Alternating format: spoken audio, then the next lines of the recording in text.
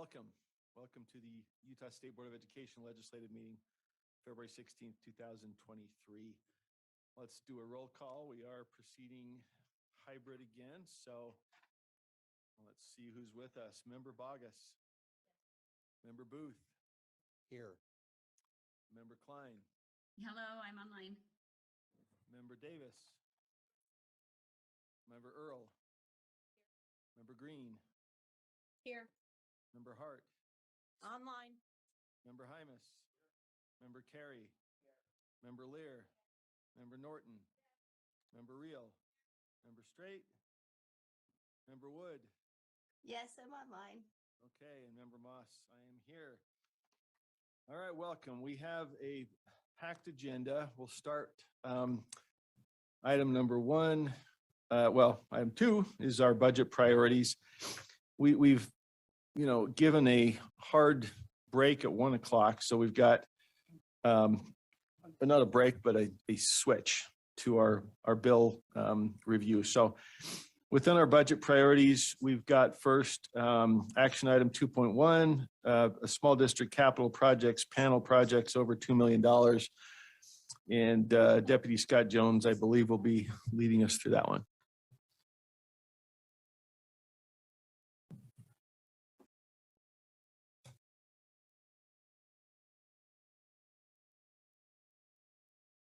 Am I good? Oh, Yep, sorry. okay. Here you go. Deputy Superintendent of Operations, Scott Jones. Item 2.1 is specific to request from the Finance Committee. So Chair Norton of the Finance Committee can comment or talk to this as well in addition to me. So the recommendation from the Finance Committee came out to approve small district capital project, recommended projects that are over $2 million. Staff are required to put projects that are over $2 million in front of the board for your approval. This was something that we put off doing to see what some of the outcomes might be from the legislative session. However, Wayne County does need some, an expedited process just based on the timing of their projects that you see listed in the backups here. So with that, sir, and in the interest of time, I'll just pause there to see if there's any specific questions or concerns, but it's pretty straightforward. We're just asking for the board to approve the projects over $2 million, with the exception of Emory, pending motion that was made for PEA to amend the code, the current code, to allow for discretionary approval of Emory in a subsequent board meeting. So Wayne County and San Juan right now. Thank you, Deputy Jones. We've got questions for Member Davis and then Member Lear. Nope. It's me, but it's not a question, it's a comment. Norton, okay. Member Davis. Are we not getting your mic? Just won't turn off. Oh, No, you weren't. she trying to doesn't have a speak then? question. Oh, sorry. Okay. All right. Over to Member Norton then. I'm ready Chair to make a Norton. motion. Okay. I move that the board approve the panel's recommendation, and I'd like to speak to the motion. Second, go ahead, Member Norton. Chair Norton. This is important money that we would like to maximize and use as efficiently as possible. It has been through the full process that was outlined by the legislature. These schools are in dire need of some facilities to be upgraded and brought to a point of safety for these students. And in the construction industry, the way things are right now, time is money, and we just, they've got bids ready to go. We don't want to lose the pricing that they have already received, and we need to approve this and get it flowing back to the LEAs. Okay. Thank you, Chair Norton. Any other discussion on that motion? If not, the motion before the board is that the board approves the small school district capital projects panel's recommendations. All in favor, please say aye. Aye. Any opposed? Oh, Aye. we have to do hybrid anyway. I apologize. Still getting used to the hybrid. Let's go backwards. Member Wood, Yes. Member Straight, Member Reel, Member Norton, Yes. Member Lear, Member Carey. Member Hymus. Member Hart. Yes. Member Green. Yes. Member Earl. Yes. Member Davis. Member Klein.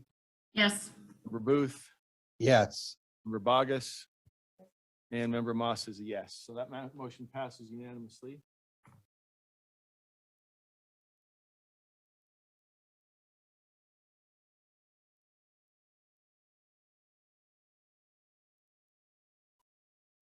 All right, item number 2.2, public education funding, constitutional amendments and or statutory framework. So let me just lead into this one with another report from our legislative meeting this morning.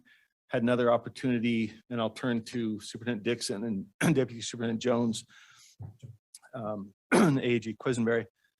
Another opportunity to discuss the proposed changes in Constitution and statute. The motion that was approved by this board goes back to February 2nd. And it was that the legislature shall provide funding for K-12 public education as defined in Article 10, Section 2, and governed without exception by the Utah State Board of Education as provided in Article 10, Section 3 at no less than 50% of the overall state revenue. We also conveyed to the legislature that we were under consideration of a motion which was postponed for further reflection and research. That motion, just to remind, was this, that the legislature shall establish a framework, a statutory framework for funding the minimum school program and public education system support that includes public education funding stabilization, enrollment growth, and an inflationary index from overall state revenues to protect public education funding levels and prioritizes public education funding increases during periods of economic growth. We also discussed with the legislative group that there was an amendment proposed and considered, wasn't approved, but was discussed and given some thought that rather than a statutory framework, there would be a direct injunction to the legislature to fund those listed items, the stabilization, growth, inflationary index. The legislative proposal that is on the table, just to remind the board, and would we be able to put this up, that or the, we had the, okay, yeah. So as a reminder, and we can come back to this, we also made several statutory recommendations. We had 6 of those. I won't review those now, but you have those in your backup on the February 2nd item for discussion and review. So those are our live approved motions in those that we discussed that the board had reviewed but not yet taken action on. So let's see, I'm trying to get to the legislative one. I think you had it a minute ago, Greg. There we go. So these are the current legislative proposals on the table, and this came to us, I think Tuesday, and last Friday. It all blurs. This is the current live legislative proposal for our consideration. So it includes changes to both Article 10 and Article 3, and then statutory changes, which would fund a 6% WPU increase, and then guarantee additional increase by the WPU value by rolling in the savings in the minimum school program from declining enrollment for years 2026 to 2030. That would freeze enrollment numbers for 5 years. So we have a hard stop here. I don't want to belabor the history, but wanted to just frame up where we are because there's been a lot of back and forth. So what we heard back was a resistance to specific amounts, formulas, floors in the Constitution, a willingness to have in the Constitution direction that such things be addressed in statute as are mentioned in the Constitution. And so currently that proposal would be to include stabilization, revenue growth to address enrollment and inflation. sort of the path again started with establish a statutory framework from the legislature. The next proposal we received included stabilization. And then the last one we received included stabilization, revenue growth for, enrollment growth and inflation. So those are the items on the table. We last had Chair Norton's motion on the floor. I want to turn back to that and then we can speak to that motion. I think there might be a couple lights on, but I want to put us back to where we left off. There was a postponement that was passed. But I first want to just turn to Superintendent Dixon and Deputy Superintendent Jones, if you had any comments on where we stand and what came out of the meeting this morning before we turn it to the floor for consideration and action. And then we'll turn to board member comment or questions. Thank you, Chair Moss. I think Chair Moss has outlined very well the conversations, the back and forth that have taken place in the meetings. I appreciate that we've had a seat at the table with our education partners. And just want to reiterate that there's a hesitancy to put anything that has a numeric value into the Constitution. But I continue to say that three things seem to be true that we need to be paying attention to. The first is that we have an imbalance with the general fund, and we all get that, and we're trying to come together to help solve that issue. The second thing that's true is we're an underfunded system. We can also always be better about saying we need X amount of dollars in order to accomplish Y. But we continue, I don't think the narrative of saying that we're at the bottom is a great narrative to use because we do fairly well with what we have, but the narrative could always be we can do better based on certain needs and funding that we need to have. And the third thing is the overwhelming feeling of our educators in the system right now with a variety of bills coming at them. And so I think those three ideals or issues have been at the table as we've been discussing, not only in the earmark conversation with and with other legislators, including up until today. So those threads, I think, have been woven throughout the conversations that we've been having with legislative leaders. And I think that Chair Moss outlined the outcomes of those conversations fairly well. And there's definitely room still for negotiation, which is why we're here today. I don't know if Deputy Jones has really paid attention to the numbers. I don't know if you want to add anything, Deputy Jones, but I think Chair Moss really laid it out well. All right, thank you. Let's just take it back to where we were to Chair Norton. I do know there are lights on, but I want to go back to where we were with the postponement, and then members can speak to that motion or others. But if we could turn it back to Chair Norton to pick up where we left off at the end of our last meeting. Your motion, as amended, was on the floor. That we have received with the way things have progressed since we last met on Monday. Another thing, though, that I have had, I've had a lot of time to think about, and that is the exciting for the state of Utah announcement that Texas Instruments is going to be coming and bringing many more new jobs. And when asked about that, the Texas Instruments people said that the number one and the only reason they gave was because of our educated workforce or our workforce. We are hard workers. We do great things with the human resource capital. It is one of Utah's best products. And so many of those best products have come from Utah schools. And I ran to protect these students. I look at these students every single day, and I want them to have the best education we can possibly bring them. And I think we have done a great job doing that up to this point.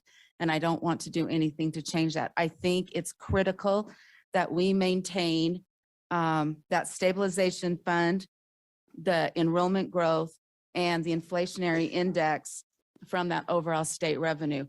We all see that there is a need to be looking at the way we use the revenue in the state of Utah. And this board, many people of many parts and members of this board have said yeah, we're willing to see and be part of the solution. But with that, we also are defending our students. So I just wanted to add, to my thoughts from last Monday, that this is an important decision. We do have an important role in this, and we do need to make sure that we have protected the stabilization in enrollment growth and that inflationary index for these students going forward.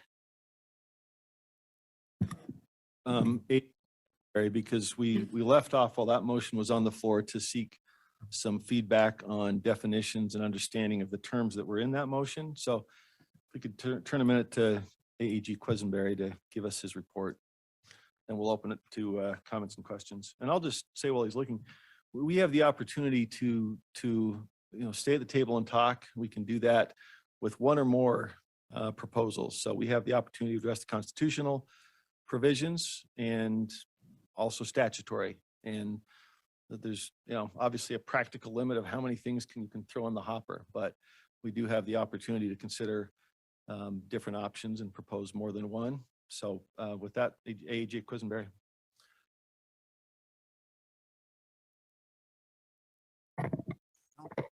No, okay, I'll just eat the microphone, I suppose. All right.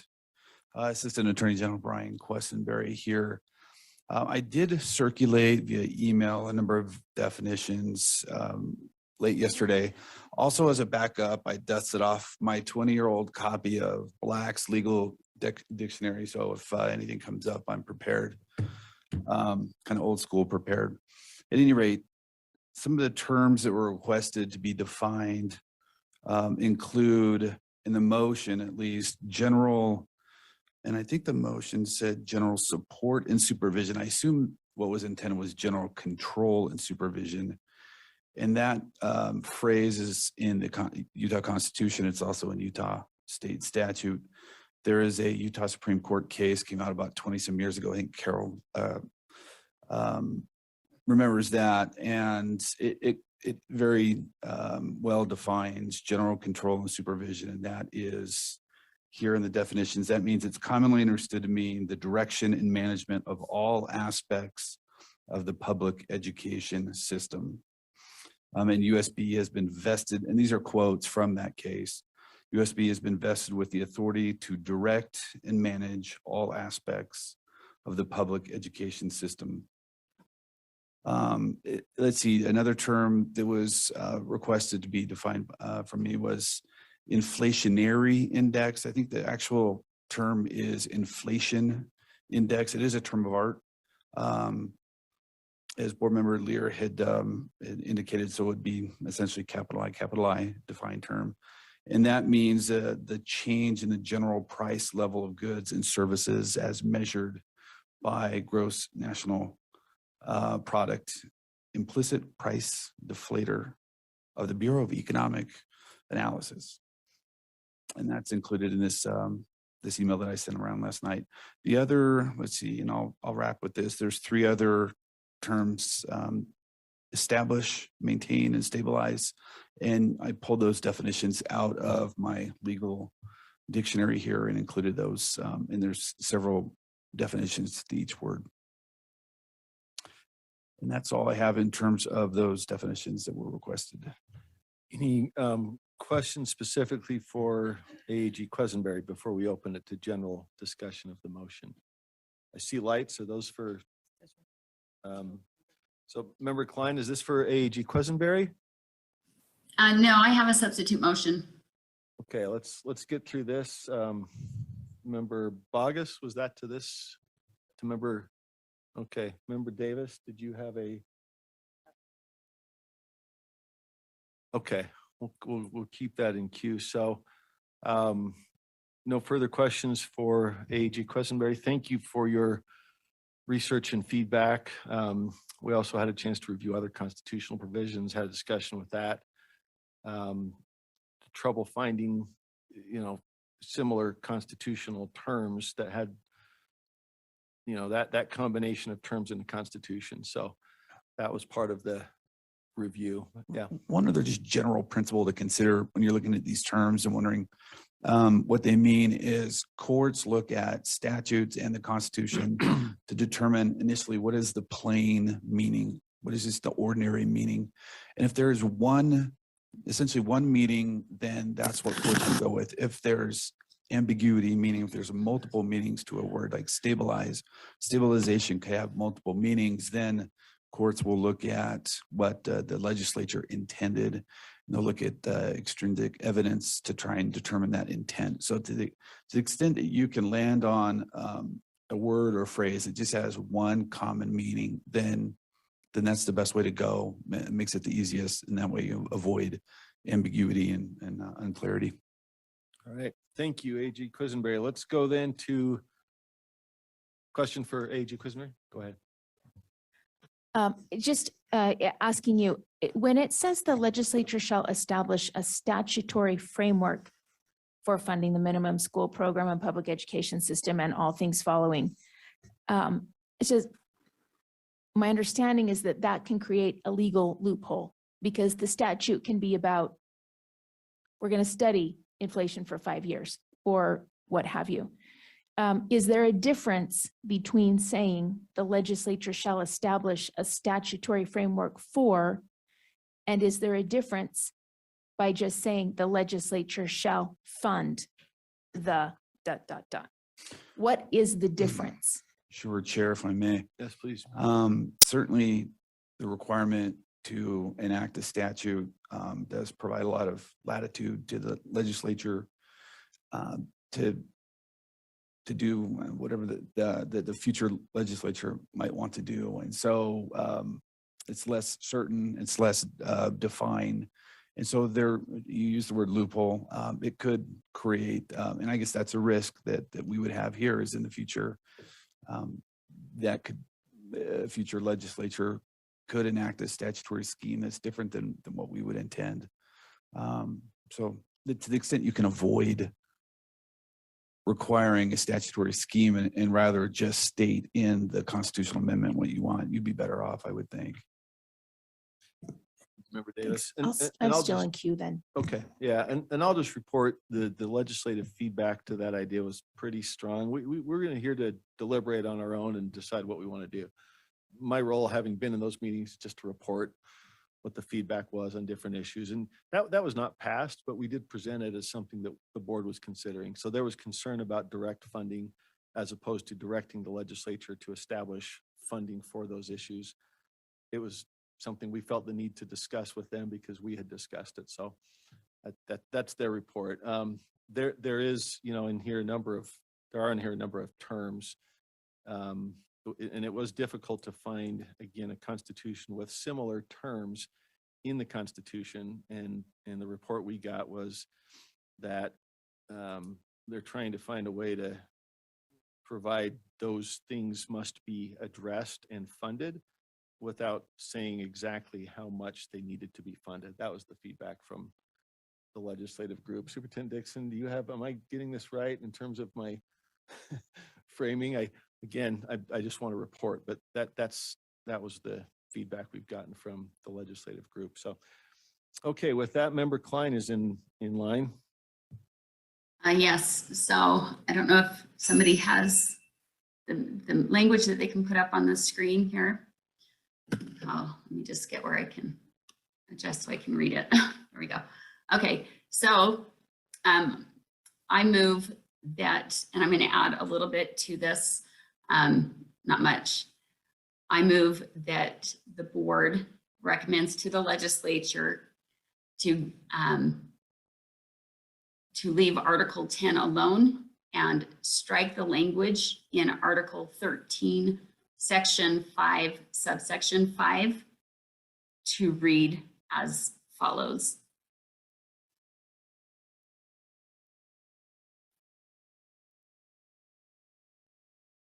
I'll just wait for you to get that.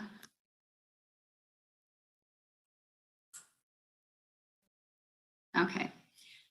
And so my amendment states this: the state and its municipalities retaining sole responsibility for the funding of public education shall fund K-12 schools and programs solely from revenues generated by the state and its municipalities.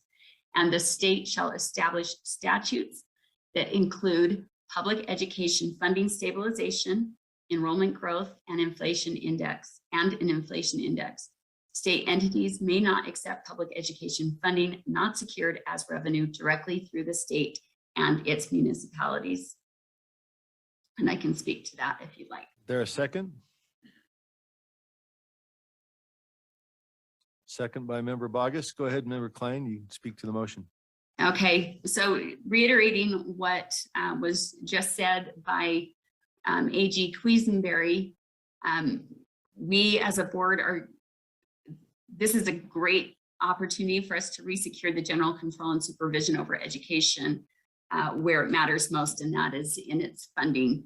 And that's by accepting funding from outside of the state, we are ceding control to those sources from which we accept the money. So currently, we really need a self-sustaining revenue model that shows our local prioritization of local education so that we can control it fully here within our state. Right now, 10% of funding exerts disproportional control over the remaining 90%, as we tend to align local control to the national mandates. This funding structure will restore local control to the state where it rightfully resides and allows us to control against public-private partnership money that's being used to advance sectarian agendas in education, which is forbidden by our state constitution in Article 10, Section 1.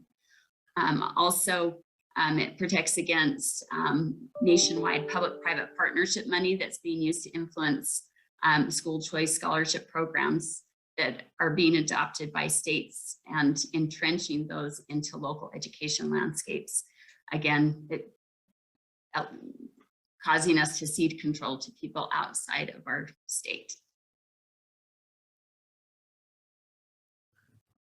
All right, thank you, member Klein. Member, or is that next in order? Member Straight. Yes, thank you. Chair, if I could direct this to Board Member Klein. Sure. A couple questions. Have you looked at what the financial impact might be to your motion? And could you also talk about at the ground level what that might mean for certain student groups like those with special needs as far as funding goes? Thank you. I have not looked into the details of that. That's something that we could discuss and figure out. And I'm open to suggestions on that. I know that we have enough money within the state to fund that ourselves. We don't need to take it. It's a small portion of the overall funding, and we could more than adequately cover it. We just have to, figure out what that would look like and how to do that. And, I know this is probably, I didn't put this in my amendment, but it may be something to look at as far as the higher ed earmark. We could, if we had to pull some from that is, they have funding that they receive just through enrollment in those higher ed institutions, whereas public education does not. Public ed is supposed to be free and appropriate, whereas higher ed is paid for by those who attend. Thank you. Does that answer the question, member Straight? Okay. Anything further to that motion? If not, the motion before the board is that the board recommends to the legislature to leave Article 10 as it is and amend Article 13, Section 5, Section 5 as follows. The state and its municipalities retaining sole responsibility for the funding of public education shall fund K-12 schools and programs solely from revenues generated by the state and its municipalities. And the state shall establish statutes that include public education funding stabilization, enrollment growth, and an inflation index. State entities may not accept public education funding not secured as revenue directly through the state and its municipalities. We'll go back to the top of the list. Member, yes. Point two, I'm sorry, okay, I don't know, is that okay? sure, yeah, we didn't start the vote, so Okay. we called it, but we hadn't started. It's all good. as I read this, I'm glad that Member Klein spoke to it because I didn't fully understand her reasoning behind it. But, oh, it's gone. But as I read it, you know, we've talked many times before the board about innovation, and a lot of times our innovation is stifled because we're hamstrung and shackled by strings from the federal level. And I think that the motion is exactly what it says. We ask the legislature to consider. And, you know, I happen to know how much our federal funding is, depending on the year. Those funds resonate from 3 to 10%, depending on the year. And so in terms of the overall budget, the budget surplus could easily accommodate this constitutional amendment. And I would speak to the motion just because the legislature has consistently said, we want new things, we want innovation, and send this to them and say, okay, this is what you want. This is how we get that. And just ask them to consider this. I think it would be a positive thing. Maybe we send them 2 options to consider, but I think this would be a positive thing for them to consider if they genuinely want innovation in our state that's not hogtied to something else. This is something that we could ask them to consider. That's all I have to say. Thank you. Thank you, Member Bogus. Okay, the motion is up in front of the body. So let's start at the top. Member Bogus, Yes. Member Booth, No. Member Klein, Yes. Member Davis. Member Earl. No. Member Green, Yes. Member Hart, No. Member Hymus. Member Carey. Member Lear. Member Norton. Member Rio. Member Straight. Member Wood. No. Member Moss is a no. So back to the floor on, if we could bring back up the motion from Chair Norton. And thank you. We had, I think, Member Bogus in line. Yeah. Chair, I would move that the board formally oppose any and all changes or additions to Article 10 of the Utah Constitution and move to discuss Article 13. So that would be in the nature of a substitute motion. That's not an amendment, but a substitute, A substitute motion, yes. correct? Okay, let's get that one up on the screen. And we'll come back to member, are we going in the right order here? Okay, I'm following my parliamentarian. We've got Member Davis in order next.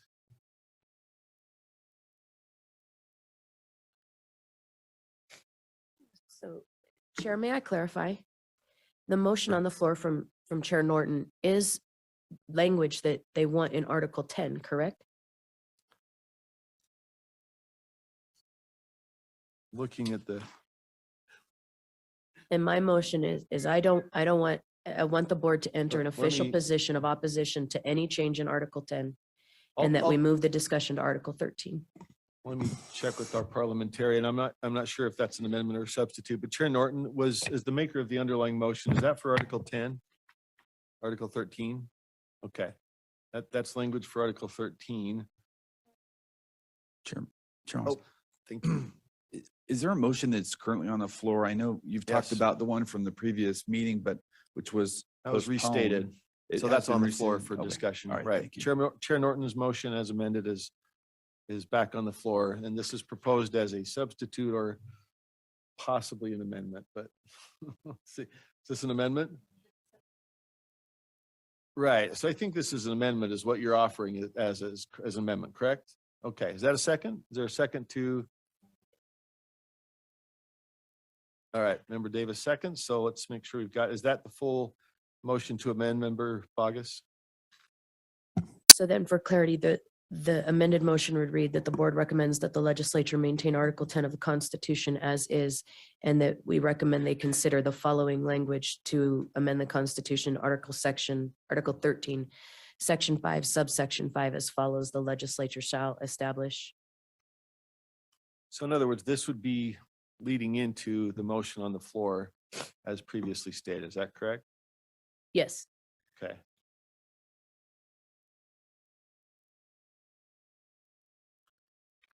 And there's been a second from Member Davis. And I'm Would you sorry. like if you to can't speak hear to the me, I motion? apologize. Yeah, Member Bogus, did you want to speak to the motion? It's got a second. Yes, I would love to speak to the motion. I want clarity that that we are not talking about Article 10, and I want an asserted position from our body that we don't want to mess with Article 10. That is what I would like.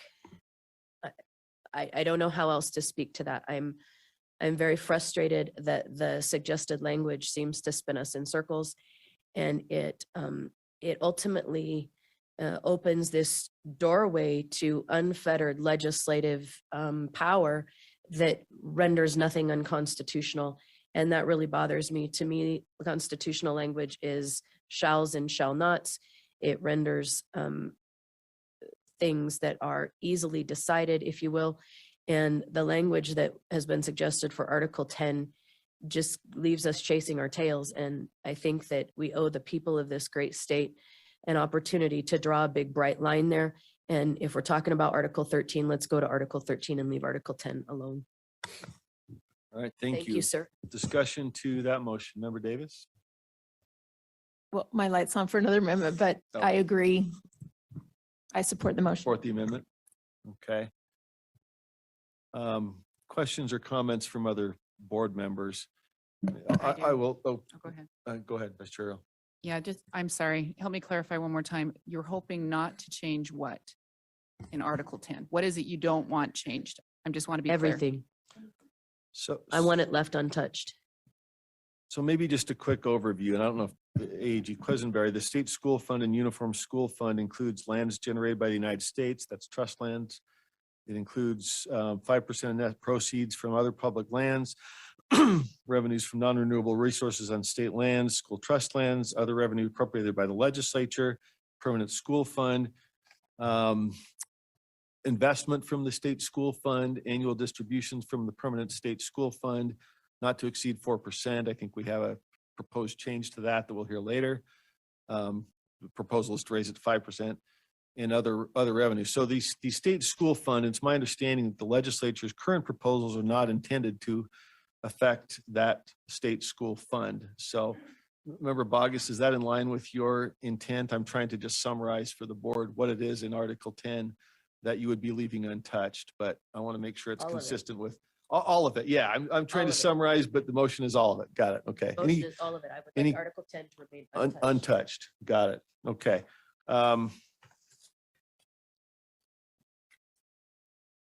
One moment.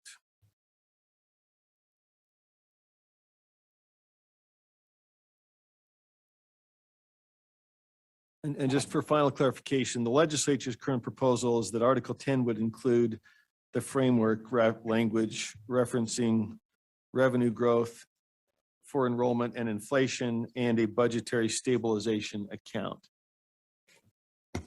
So those Chair? are, that is how it would relate into our pending motion and the legislature's. Yes, back to Member Bogus. I apologize. That's exactly what I'm speaking against. Right. The language that the legislature has suggested really just leaves us running in circles and chasing our tails. It's not constitutional language. It's language that leaves everything open to legislative power. And if it were to be challenged, they would have done what the Constitution instructed, rendering nothing unconstitutional. And so that language really bothers me. And I think maintaining Article 10 of the Constitution as is the best route forward. Okay, further discussion or comment, question to that motion. I see Member Lear and Member Straight, I believe. Oh, Member Wood, sorry. Got. For Wood, well, hold on, let me just make sure I got him in the right order here. Do you know, Jenny, what's I the, know, I was trying to figure out what the ramifications were, so, I think we had Wood, Lear and Straight. okay, go. Does that go sound for that. right? Okay. Yes. Okay. Member Wood, Thank you. Sorry. I agree with the idea of this in that we do not want to add an additional section 10 that gives this unfettered access to statute regarding funding.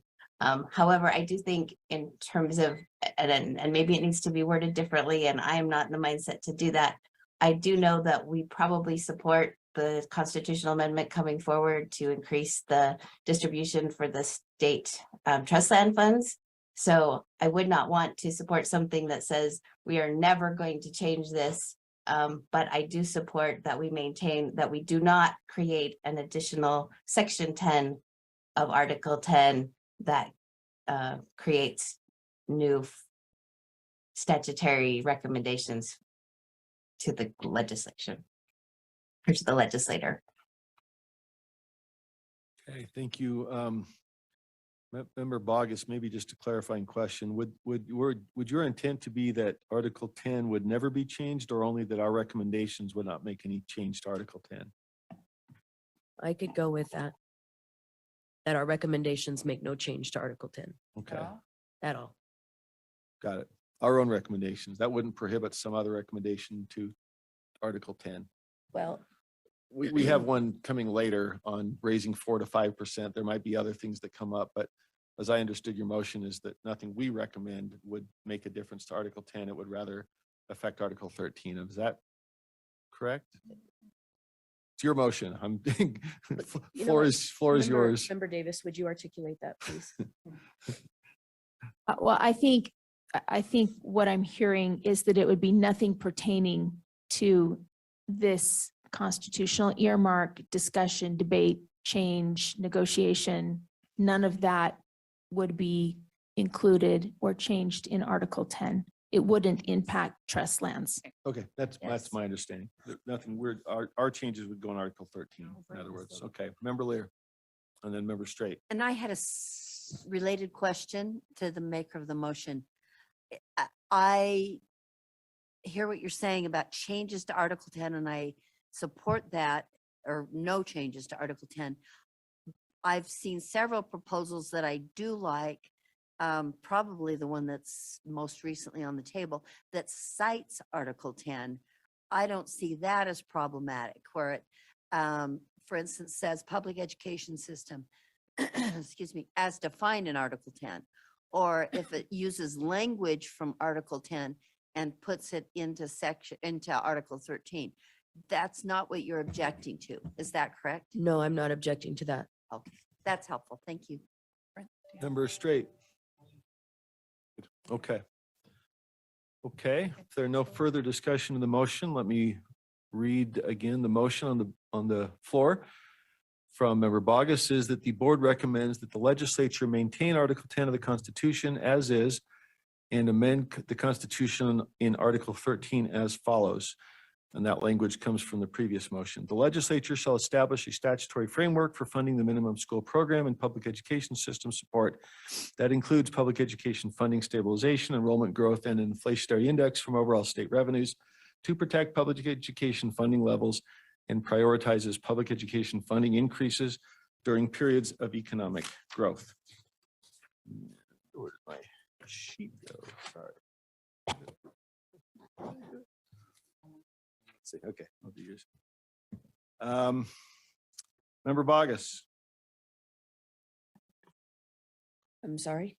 we're voting. We're Oh, voting on I apologize, Chair. your proposed amendment. Yes, Member Booth. Member No. Booth? No. Member Booth is a no. Member Klein? Yes. Member Davis? Yes. Member Earl? Yeah. Yes. Member Green? Yes. Member Hart? Member No. Hart? No. Member Hart's a no. Member Hymus? Member Carey? Member Lear? Member Norton? Member Reel? Member Straight? Member Wood? Yes. Member Moss is a yes. That amendment passes by a vote of 13-2.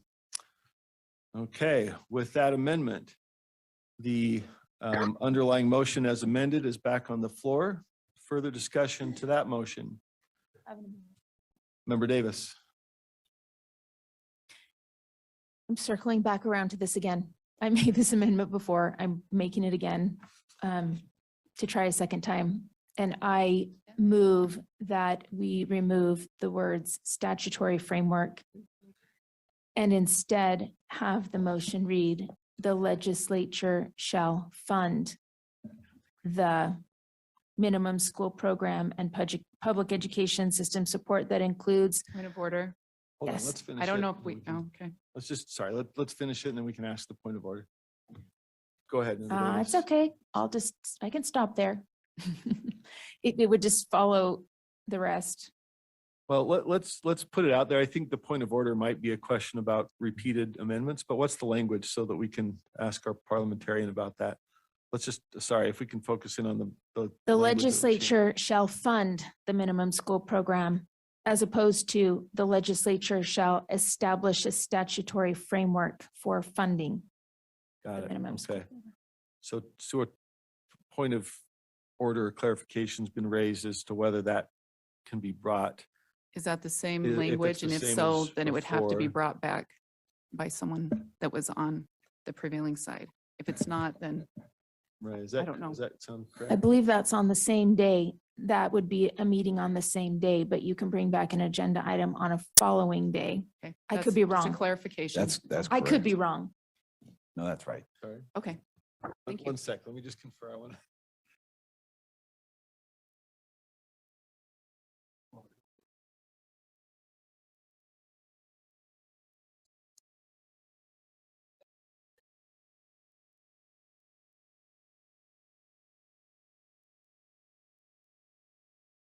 Okay, all right.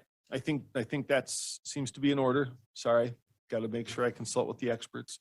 So that's been seconded. Member Davis's motion to amend is to strike shall establish a statutory framework for funding and replace with shall fund.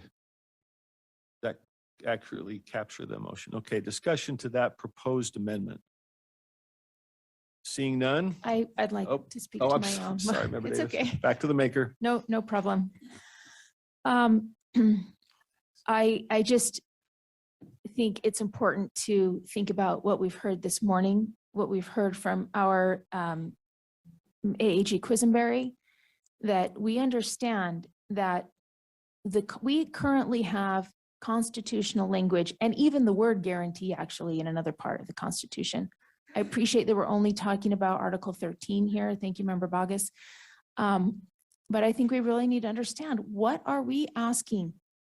Are we asking the legislature to write a statute that includes anything about public education funding enrollment? Are we asking them to write a statute where they study inflation for 5 years? What are we asking them? As opposed to, in the Constitution, we are asking them to fund public education, stabilization, enrollment growth, and an inflationary index. I think they're two very different things.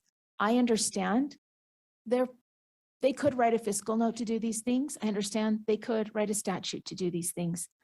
I understand that I may be in the minority on what I'm proposing. I understand that our educational partners may not even follow suit. But I think to ask for a code instead of funding, for me personally feels unconscionable. Thank you, especially with the information that we heard today from AAG Quisenberry. Thank you, Member Davis. Further discussion to that proposed amendment. I think we have Member Carey.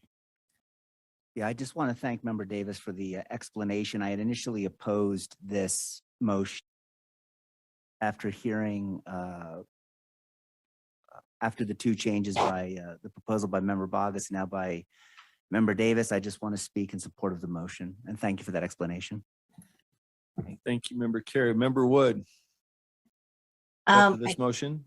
Yes, to this Okay. motion, thank you.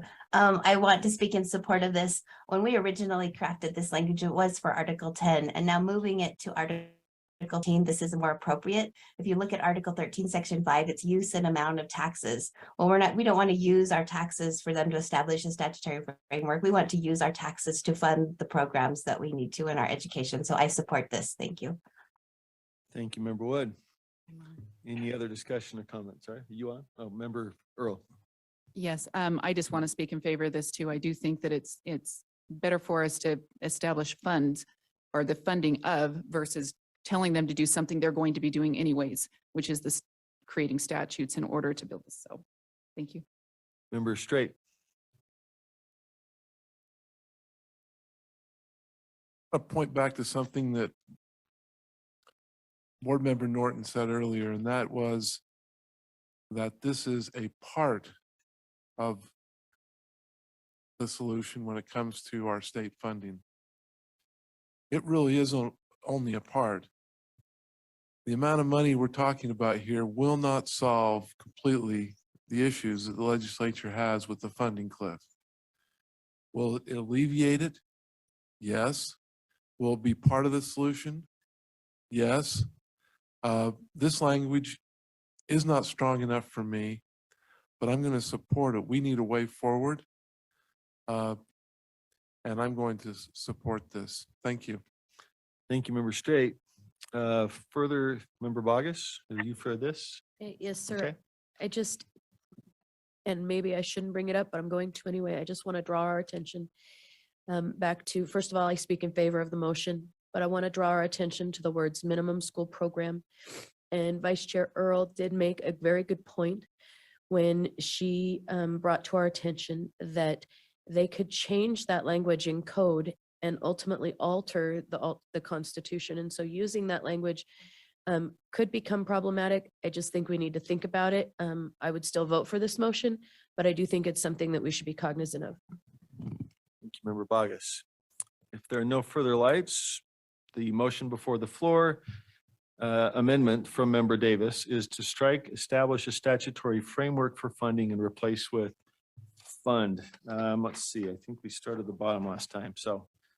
No, start at the top. Member Wood, Yes. Member Straight, Member Reel, Member Norton, Member Lear, Member Carey, Member Hymus, Member Hart, Yes. Member Green, Yes. Member Earl, Member Davis, Yes. Member Klein, Yes. Member Booth, Yes. Member Bogus, Yes. and Member Moss is a yes. So that motion to amend passes unanimously. Brings us back to the underlying motion. Let's see if we can tee that up. And if there are no further lights, we will vote on the underlying motion. So seeing no lights, the motion before the body is that the board recommends that the legislature maintain Article 10 of the Constitution as is and amend the Constitution in Article 13 as follows.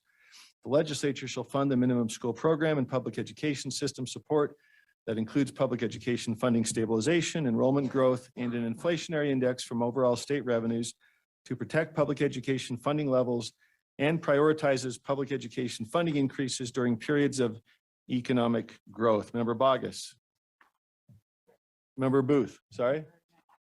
Oh, do we have a question? I do have a question. I'm sorry, before we start, Member Hymus.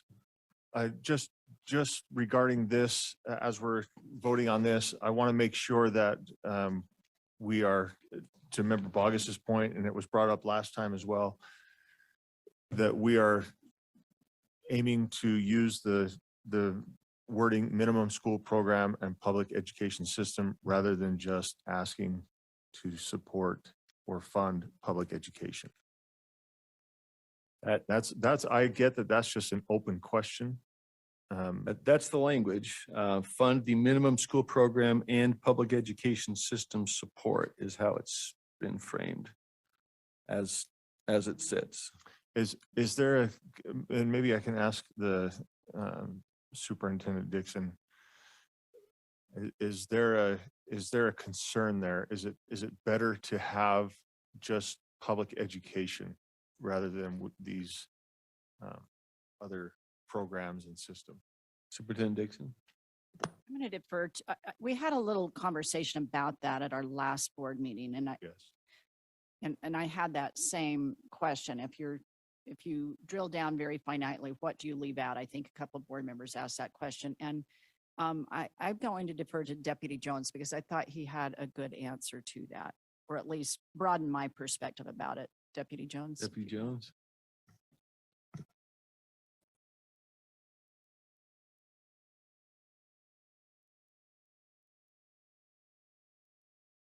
Hello? There we go. Okay. Thank you. So my response is that, you know, the MSP, the minimum school program is a part of the overall system, right? So while I don't think there's anything necessarily wrong with wording it this way, it just opens it up to interpretation that you're only, while locking in that particular portion of the overall system, right? But then they add the words and public education system. I don't have it in front of me. So I think they were trying to bridge that. I mean, in my experience, it's always been implied that when you use public education system, it's the whole, right? Rather than, but MSP, yes, it is a big part of it, right? But it is only a part of the overall system. So I just, I don't see anything wrong necessarily with breaking it out like that, right? But, my preference would be just to always refer to the system as a whole, right? Rather than going program by program or something like that. But I don't think there's anything wrong unless there's some legal piece to that I'm not aware of. So that's my response, sir. Okay. AG Quisenberry, did you want to address that? I see. There's no legal piece. It can be intentional to do it that way. And so I think that's fine. Back to Member Hymas, did that answer the question? Or did you have anything further? It did answer my question. I'd like to make an amendment Okay, if we're open to it. floor is yours. I'd like to move that we then strike the wording starting with the minimum school program and public education support, system support, and replace with public education. Or I think that, that might be already in there. So it would Public read the education legislature shall system. fund the public education system that includes public education funding stabilization, enrollment growth. So I think down on where we're writing up the motion, replace with public education system, is that correct? Okay. So we're striking support. Okay. Hold on, let's just make sure we got it teed up and know what we're seconding and. Okay, does that look right? Member Hymas, does that capture the motion? Add the public education system. Yeah, okay. The striking in the. Yes, the Does that top capture it? part, yes, the Okay. top part looks correct. All right, so that's the proposed amendment. Is there a second? Second. Okay, discussion back to Member Hymas. Sorry. Just briefly, I want to make sure, I know, again, we had this conversation last time. We want to be clear that we are asking for our entire system to be funded. So that's the intent of this motion here. Okay, discussion to that motion, Member Bogus. Oop, there we go. There we go. Thank you. I would actually speak against the motion. I understand Member Hymas's intent, but my concern is that when we speak about the public education system of the whole, as the whole, it goes to Article 10, Section 2, when it says, and all other programs. And all other programs could be everything from the Kids Read Now contract to whatever else, to all these other programs. And what we're asking for is for funding of our system, not other programs. And so I think when we draft broad language, as much as I think we should be cognizant of the language in the initial motion, I don't support this because I think it's too broad. And we have a lot of stuff that if we didn't fund, we could fund public ed. Maybe. Thank you, Member Bogus. Member Lear, do you have a discussion or comment to this amendment? It's one I had previously, before this amendment, but so I should just speak to this Do amendment. they is go to that the right? amendment? Are they germane to this I- particular amendment? To this amendment, I agree. We can't undo what's in other parts of the Constitution. And I know it says programs, but I'm not asking in my vote, I'm only asking for the legislature to fund the minimum school program and the public education system support. That doesn't, the words are a little garbled because it was an effort by a committee, but I don't want to emphasize the program aspect of it, though we can't undo that. So I would not support this amendment. Okay, and I'll just speak briefly. I think some of the feedback we got is given the concern that we don't want to be overly inclusive, the language being stricken could be read as underly inclusive focusing on a minimum school program and support might leave out parts of the public education system that it doesn't seem anybody wants to exclude. But with that, let's, oh, I'm sorry. Did you have a comment to this amendment?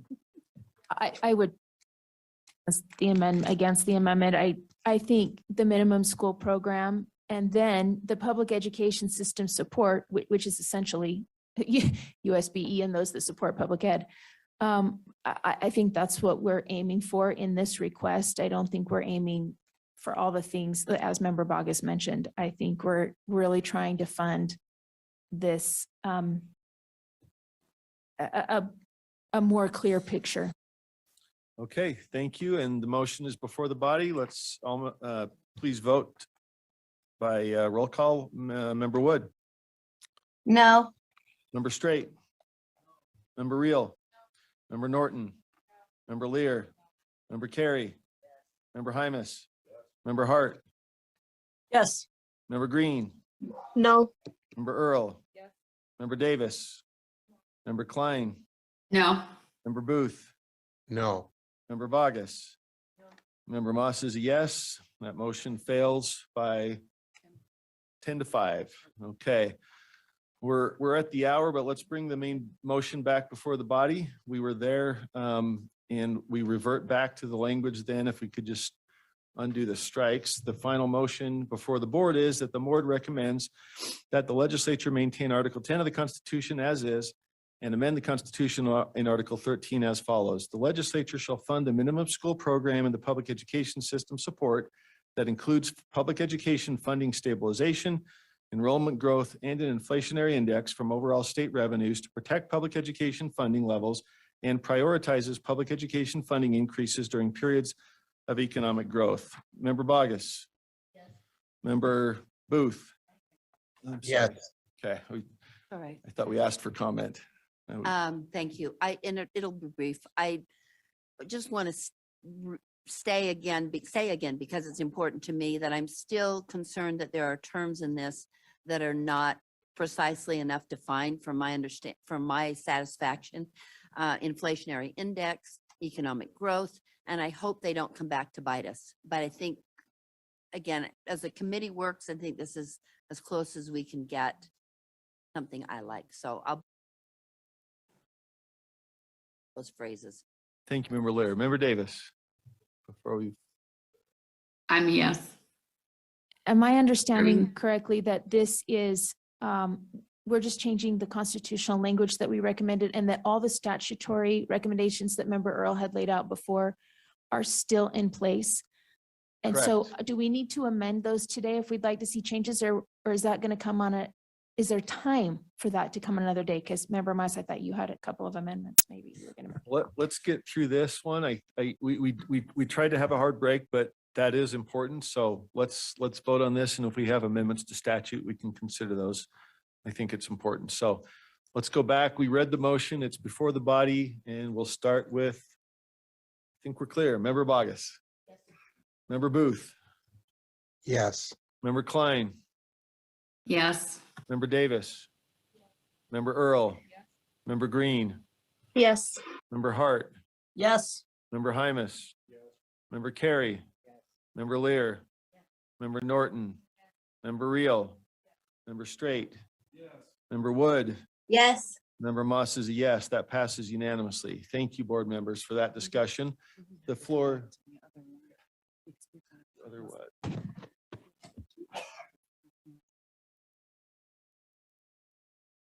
Oh, let's just ask. I do want to turn for statute that time is short. Time is of the essence on any other statutory. If we could pull up maybe while we're talking civil, the statutes that were previously passed on February 2nd, the statutory recommendations.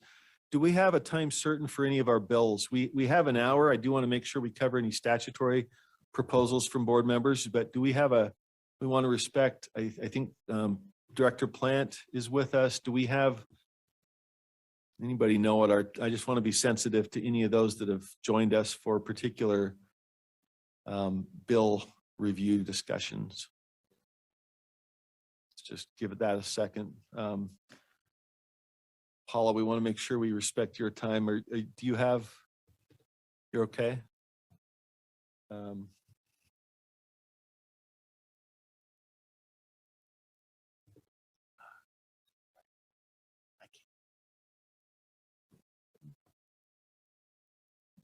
All right, so up on the screen are, let's see, are the statutory proposals previously approved by this board on February 2nd. Those have been presented to the legislature. We've had some discussion, but nothing specific in the way of, I think, proposals in response. The statutory proposals from the legislature we read earlier, and those included the 6% WPU, the hold harmless provision for 10 years, or excuse me, 5 years. And, oh, here we go. All right, so any proposed amendments or other proposals for statutory change? I will propose one then, which would be, I'm just trying to make sure I fit this in. In item number 4, at the end where it previously said, and to reallocate any decline in the number of WPU to the value of the WPU, proposed amendment would be for 10 years.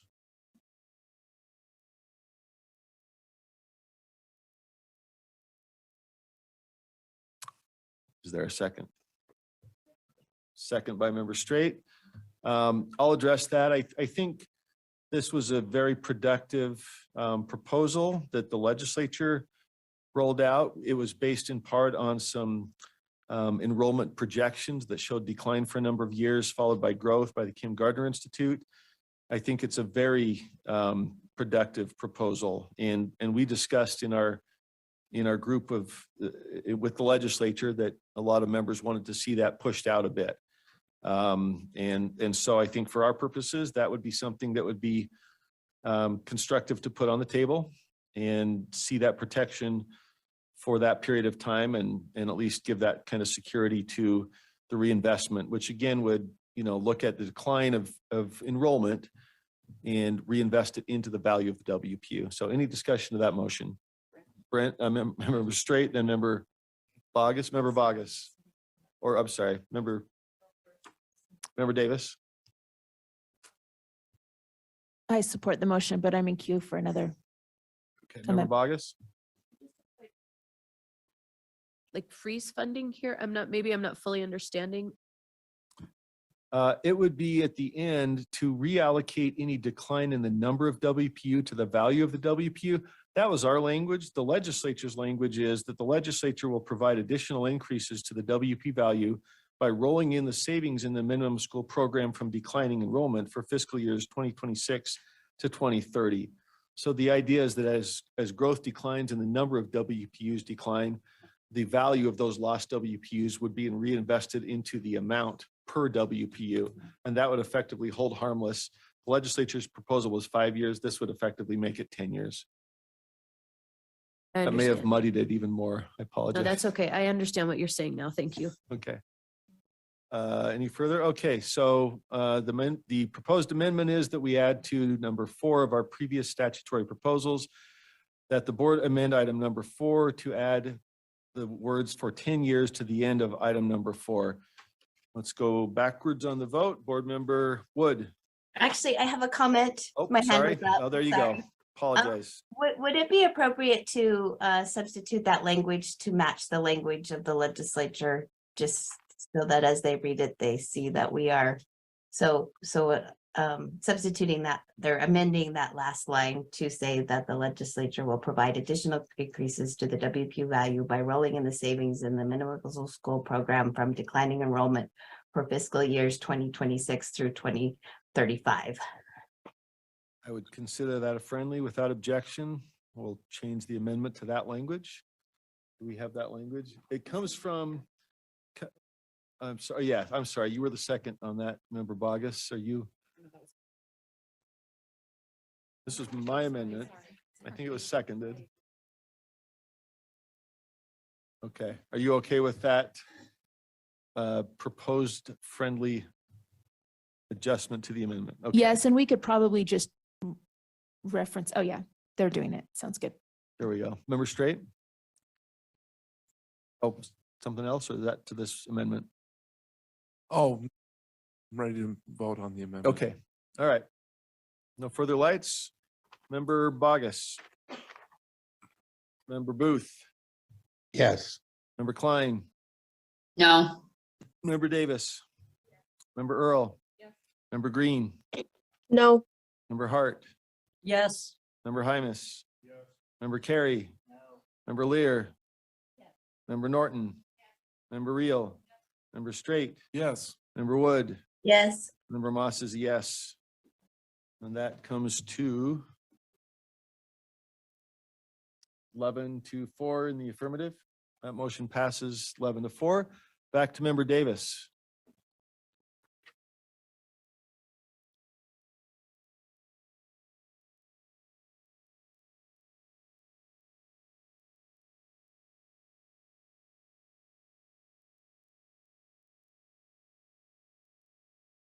Number 2.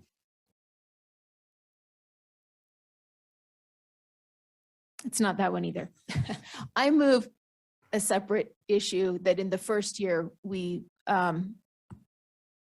support a 10% increase to the value of the WPU. So maybe that can be added to number 2. And I'd like to speak to the motion. And that's number 1 on the list from the legislature. Correct. Yeah, I think we're fitting it into our prior list, right? Is that? So when you say the first year, just a point of clarification, what year is that? 24. Fiscal year 24? Yes. Gotcha. Okay. Is there a second to that? Second. Seconded. Back to Member Davis. If that is the year that was referred to by the legislature as the beginning, then that would be was. the year. Yes. Okay. Just as I understand that a 10-year hold harmless has been discussed by many educational partners in said meetings, I think a first year, 1 year of 10% WPU increase has also been discussed. And, you know, we're asking for a lot of things. And I think we should recognize PEA has already suggested a lot of good funding for us too. And I think I, for one, am really grateful for that. We'd also be giving up theoretically quite a bit in the constitutional guarantee. And I think it's okay for this first year to ask for a 10% bump in the WPU along with other educational partners who are asking for that, and the legislature who sounds like also suggested that. I think we need to look at our bus drivers, our paraeducators, all of our aides. We have a lot of people to fund and high inflation issues. And we got a good amount for our, anyway, I'll leave it at that. But I think we should match those requests at 10. Further discussion to that motion? Okay, seeing no lights. The motion is that, let's see, I'll make sure I read it correctly. Member Moss, or sorry, Chair Moss. Yes, is that Member Green? Yes. Yes. And maybe this is for Member Davis, just a little bit of clarification on where the 10% came from. If we've seen reports that supports that percentage, just increasing it from 6% to 10%. Is there any more information we might be able to get around that? Just so I have a little bit more understanding. I think it might be a better question for those who've been in the meetings with all of the parties involved in these negotiations. But from my understanding, similar to the 10% hold harmless that we just voted to approve, this also has been discussed in those meetings. We are in the position of going first in our public meeting and taking a public position here. But in my understanding, it's in line with discussions that have been had. And honestly, I think, again, it's appropriate given what's happening in the constitutional language in Article 13. I'll just respond and confirm that that number has been proposed by some of our education partners in those discussions with the legislature. You know, we got a very good budget out of PEA. This is, you know, seeking more and seeking priority. So I think that's where it's coming from, and it's something that's already been presented, and nobody's yet made a formal proposal in that nature. So further discussion to that proposed It's amendment. not accurate the way it's written. Oh, I'm sorry. Oh, they're fixing it right now. Okay.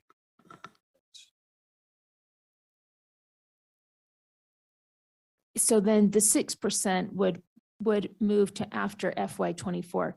So it'd be fund the value of the WPU, a 10% increase for FY '24. And then the 6% would be during times of economic growth before increasing funding. The 10% is one time only.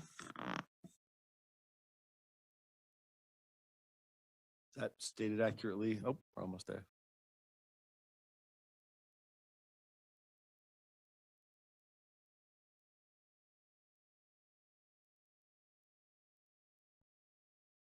And let me just thank Sybil.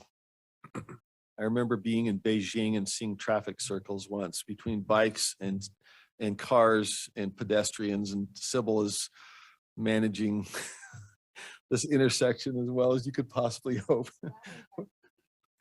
Okay, we'll give Angie, whoever's doing this, thank you. We're throwing everything at you we possibly can. Okay, exactly.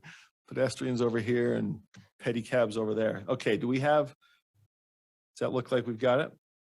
All right, Member Davis's motion to amend is that the board amend the 6% to 10% and add for FY '24 and at 6% during in item number 2. And those corrections have also been made in item number 2 for the board's review. So seeing no further lights, we'll Hold start. on. Oh, I'm sorry. I looked. I didn't see you. Sorry. Right. Member I Straight. just thought All of right. something. I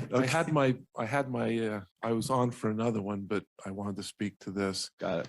Okay. So I'd like to make an amendment, but I may need some help on how to do this. So absolutely 100% agree with the 10% increase in the value of the WPU for fiscal year '24. I had that on my list. I think that's important. Won't speak anymore on that. So we have our inflationary adjustment from House Bill 357 and my concern with the 6% that I expressed in our last meeting was it plugs in the inflationary amount and that gets absorbed into this 6%. What I'd like to do is suggest that we have the inflationary adjustment plus 4%. But then that doesn't necessarily fit in with the rest of the verbiage with economic growth and whatever. I think our request should be inflationary growth plus 4%, but I'm not sure how the rest should be worded. I think we put ourselves in a better place if we do that. Okay, is that, let's see if we can get the language right and then see if there's a second. So, hold on, we just, are you seconding and do you know what it is? Can Is we there get a, some- I don't think we've heard a second. I want to make sure we have the language up there first. So hold on just a sec. This is an amendment to the proposed amendment, correct? I don't think it's requested as a friendly. Yeah, let's see. Do we have precise language for the motion, Member Straight? I'm sorry. Does this capture, we want to make sure we have the precise language of your motion and then see if there's a second. We currently have that the board replace 6% with inflationary growth plus 4% in item number 2, I believe. Oh, let me clarify that just a little bit more. With at least a 6%. So it's growth plus 4% with a minimum of 6%.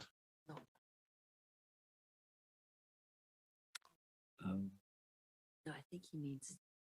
I'm ad-libbing. I don't have, Is the minimum 4 or you've got 10% FY '24 and then a minimum of 4% after that? I'm not trying to No, no. suggest, I'm just trying to. capture. Inflationary adjustment plus 4% with a minimum of 6%. Can I clarify? I Sure, think Member you're Earl. saying 3 different things. Oh, We've got 10% next year. You want inflationary plus the 4% on a regular year, and then in times of economic growth. Am I right in saying that, the 6%? Or is that not right even? We're replacing 6%, remember?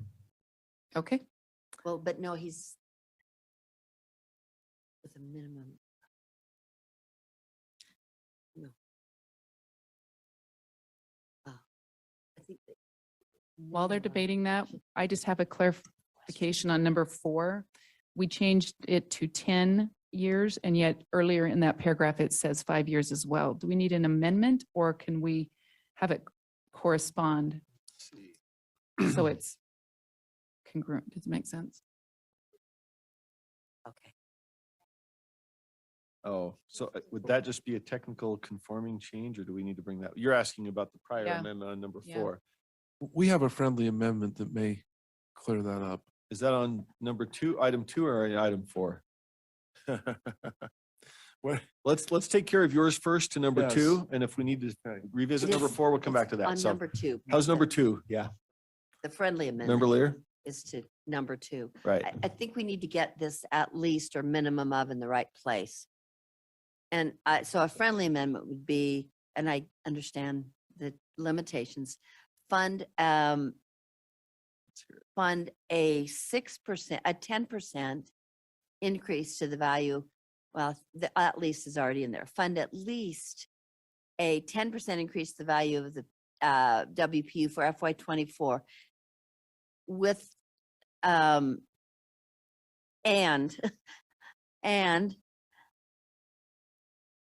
or with a 6% inflationary growth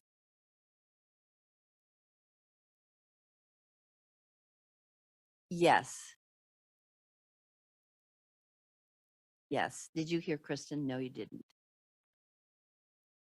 You'll say it better. Then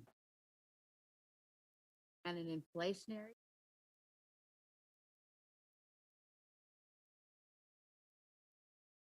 they should- 4% or plus a minimum 4%. So just a question, is the 6% inflationary growth tied to the CPI or some other index of 6% inflation? is strike it. Striking that, I see. It's Okay, already in 357. got it. And a minimum amount of inflationary growth. No, and we want the minimum amount before Just, 4%, we right? want, we want inflationary growth Plus plus a minimum of 4%. Yes.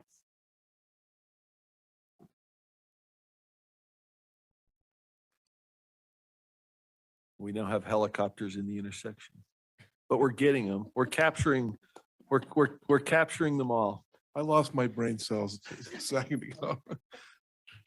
I think we're getting there.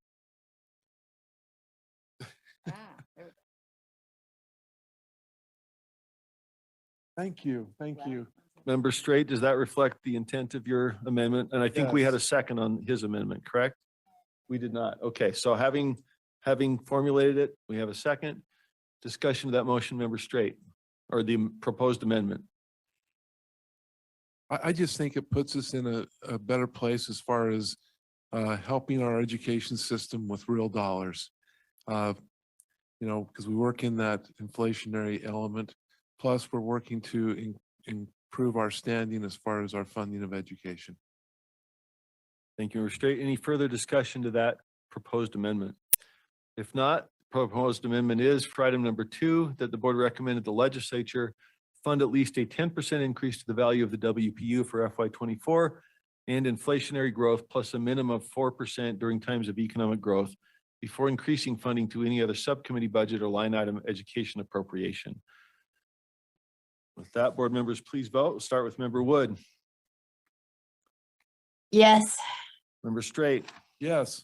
Member Reel, Member Norton, Member Lear, Member Carey, Member Hymus, Member Hart, Yes. Member Green, Yes.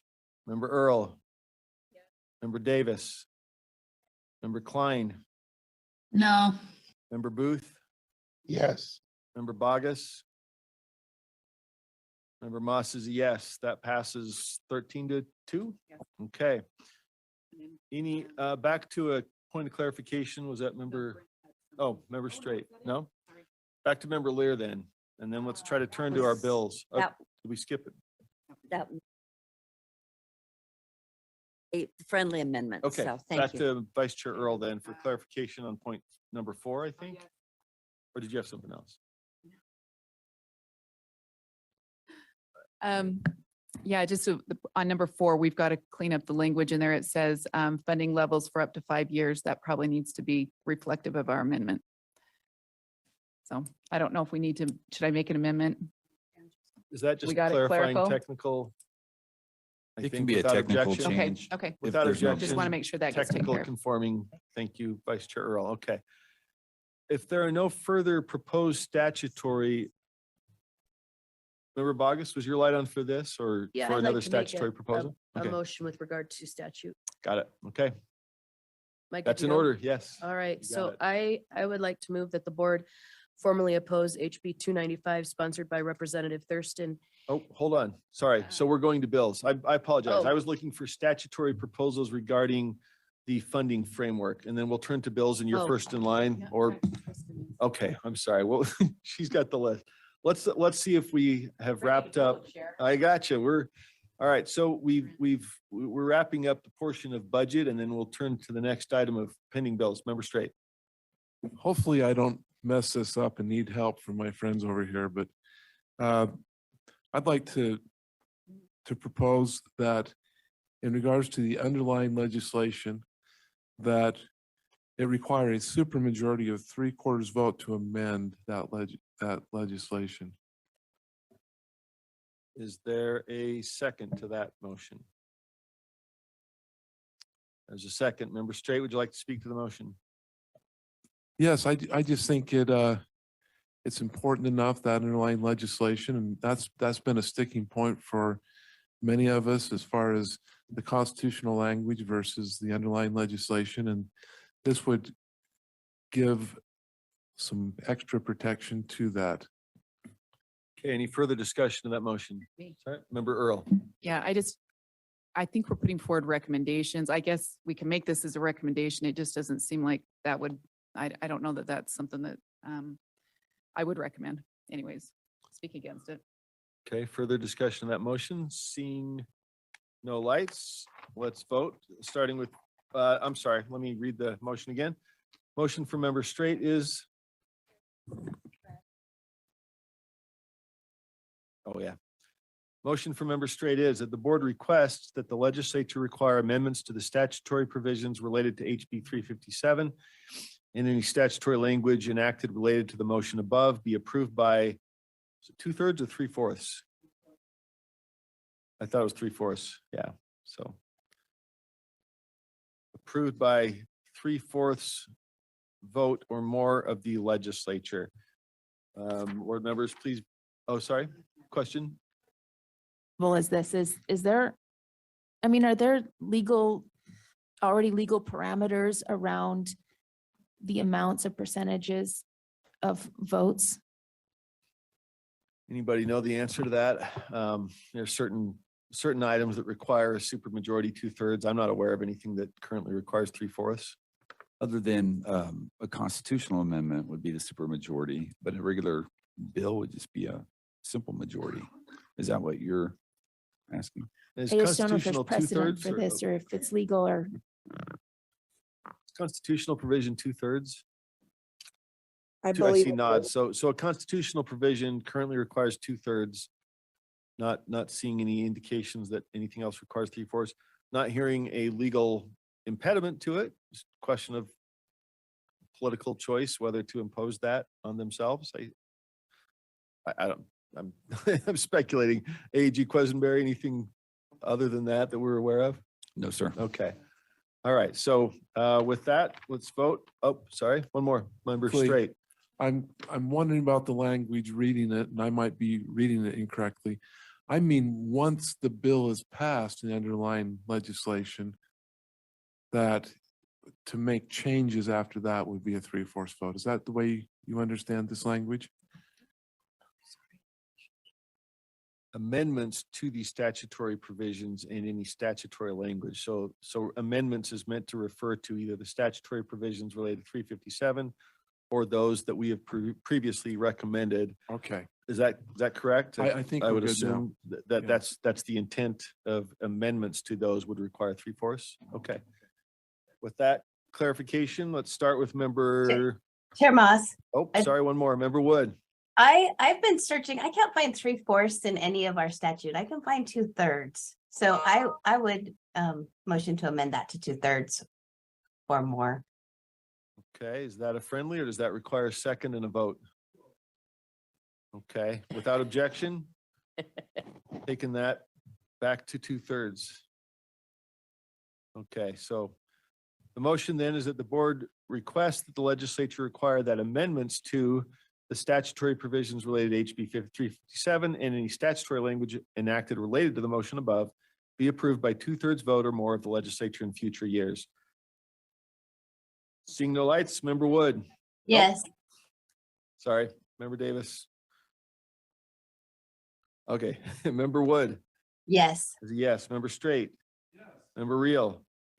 Member Norton. Member Lear. Member Carey. Member Hymus. Member Hart.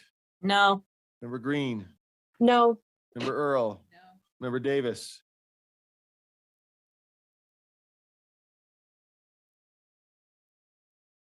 Member Klein. No. Member Booth. Yes. Member Bogus. And member Moss is a no, so I'm not sure what that gives us.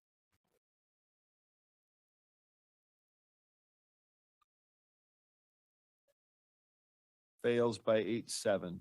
Okay. If there are no, member Davis, did you have a light to this or are we moving on to bills? Okay. All right, thank you. And let us move to bills. We do have, let's see. Do we have Superintendent Stallings guiding us or are we, let's see here. You get me today, Chair Moss, We have- Superintendent's Overwatch. We have policy analyst Greg Cannell. Sorry, but AG Chair, if it's Questenberry. okay, I can sit next to Sybil to help out with parliamentary, and that will open up the seat for staff who wants to help. Okay. So I know we have lights on. We do have a need to accommodate some of our staff members that have presentations. I see Deputy Norman coming up. Thank you, and I apologize for the delay. And we do have the opportunity to request review and take action on bills that are currently pending.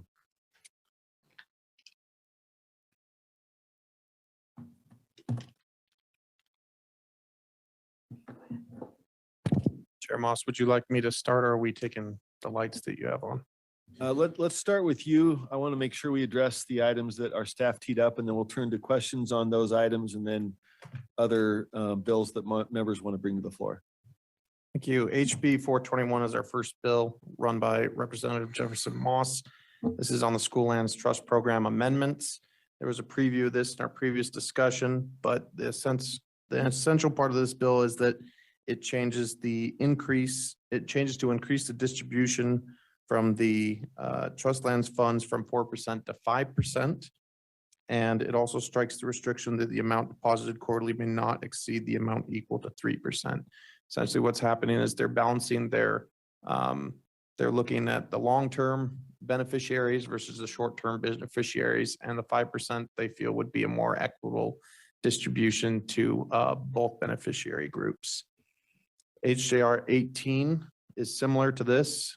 This would require a constitutional change, and HJR is that constitutional change to get the funding allotment distribution from 4% to 5%.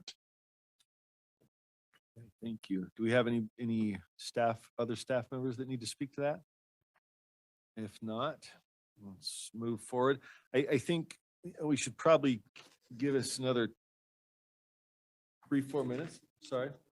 We have till 2, so we've got 23 minutes. So I think we have how many other bills teed up? A couple more from staff recommendations for discussion? We've got probably about 8, and about 5 or 6 of those are pretty similar, but different bills. Why don't we take the next 1 or 2 and then see how our time's looking? I want to make sure we give board members opportunity to bring things to the floor for action. Okay. Senate Bill 167, this is the first stub. This is statewide essentially creates a new licensing category for the 2023-2024 school year to provide a specific license for online course providers. It has a number of definitions and allows for students to take, or not students, but people to teach online courses to be licensed to teach in the state of Utah. It adds requirements of revoking approval from the online course providers. This would require written notice and 60 days to remedy. It would also require that any action that was brought against the online provider be verified after 60 days to see if the problems had been, the non-compliance problems had been remedied. It would prohibit the USB from removing a student from an online course if that student's eligible to continue, meaning that they were enrolled in an online course, even if they failed to complete 1 credit in 12 months or 0.5 in 9 months after the end of a traditional semester. It would require online course providers to provide the students LEA of enrollment and annual progress report on their participation. It would require that the legislature consider enrollment projections provided by online course providers to account for enrollment growth and provide supplemental appropriations to fund the statewide online education program. It requires USB to deduct money to allocate funds for course fees for private school or homeschool students in the amount at the time of the course when it qualifies for payment for the online course. And it requires any changes the USB to make the statewide online education program be required to be done at the end of the school year, so not to disrupt the online school year that's currently in progress. It requires USB to make rules for criteria for authorizing an online course provider and to submit an approval for the online course that does not have an existing state board or code. And then no later than July 1st, 2024, create a process within the existing system to allow a certified online course provider access to an education licensing, endorsement certification, and assignment information. It requires the USB to create parameters for a site visit, the time, the notice, preparation, and any required documents that would be required. And it makes sure that an individual who possesses a provider-specific license, that the state board may not prohibit the individual from teaching an online course for an authorized course. Okay, thank you. Were there questions to that? Member Bogus, Member Reel? Yes. Sir, did I hear you say that they want to do teacher credentials in online teaching? That is correct. This would be a license for an online service provider, online education program provider. So what at present prevents a teacher in Utah from teaching an online course? Chair, may I clarify something? Deputy Stallings, yes, please. Thank you. This license would be specific to one entity, which is a non-LEA. So this would not be impacting our school districts and charter schools who participate as program providers. But you may remember last year, a bill required the State Board of Education to now certify a non-LEA private provider for SOEP. We only have one of those who've been approved, and this bill would create a new license for those providers. Right now, we just have one, which is the ASU PrEP, I believe is the name. Thank you, Deputy Stallings. Any questions for staff? Further questions on 167? Member Reel, was your light still on? Yeah. Member Lear has a question. Member Lear. Well, I do have a clarification question. Are we going to make movements as we go through these bills? We were going to come back. I think we probably need to stop after this one unless there's one that our Okay. staff sees as particularly urgent. And then we can revisit these that have been discussed or other bills that members want to bring for action. That cover, She had a So then I question. have- I yes, do I'm have a sorry, Member question. Lair. I just wanted to follow up a little bit on Member Bogus's question and clarification from Deputy Stallings. So you say there's only one today, but there's no limitation in statute as to how many there could be. Is that right, Angie? That's correct. And these are out of state or could be out of state providers. that the state board would be directed to license. That is correct. The current provider is out of state. And would those providers have to meet all of the qualifications, background checks, any of the other qualifications for licensing that an in-state provider or in-state teacher would have to meet? Is that accurate? That would come through your rulemaking if this bill passed. And what's your, there's no point in going through rulemaking if it's not consistent with the intent of the legislature. So what's your sense of what the legislature intends? Is this to be just the Wild West as to out-of-state providers?